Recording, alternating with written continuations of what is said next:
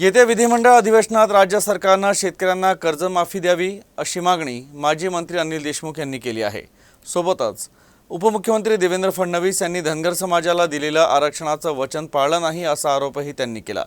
ते म्हणाले की धनगर समाजाच्या आंदोलनात देवेंद्र फडणवीस यांनी आरक्षणाचं आश्वासन दिलं होतं, मात्र हे आश्वासन अजूनही पूर्ण झालेलं नाही।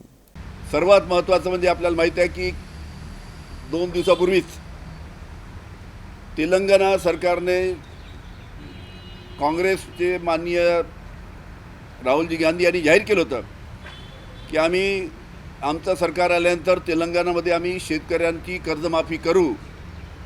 त्या पद्धतीनं राहुलजी गांधी यांनी जे आश्वासन दिलं होतं त्यांनी ते आश्वासन पूर्ण करून तेलंगणातील शेतकऱ्यांना त्यांची कर्जमाफी दिली आहे।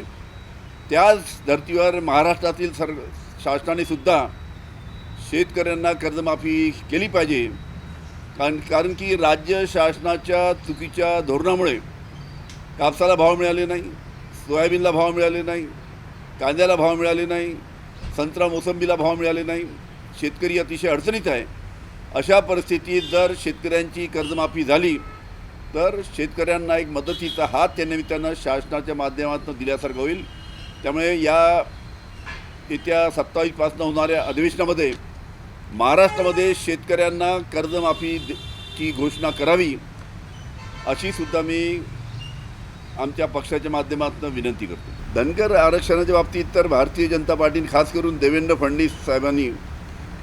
फडणवीसनी जेव्हा धनगर समाजाचं मोठं आंदोलन झालं होतं, त्या आंदोलनाला सामोरे जाताना देवेंद्र फडणवीसनी 2014मध्ये सांगितलं होतं की महाराष्ट्रामध्ये आमचं जर सरकार आलं तर मंत्रिमंडळाच्या पहिल्या बैठकीमध्ये आम्ही धनगर समाजाला आरक्षण देऊ।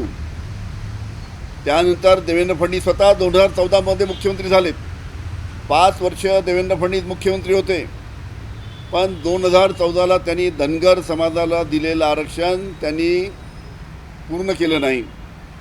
त्याच्यामुळे धनगर समाजाला माहीत आहे की कशा पद्धतीनं भारतीय जनता पार्टी खोटं आश्वासन देऊन दिशाभूल करते आहे आणि याची जाणीव धनगर समाजाला आहे। पण धनगर समाजाच्या बाबतीतसुद्धा राज्य शासनाने लवकरात लवकर निर्णय घेण्याची आवश्यकता आहे।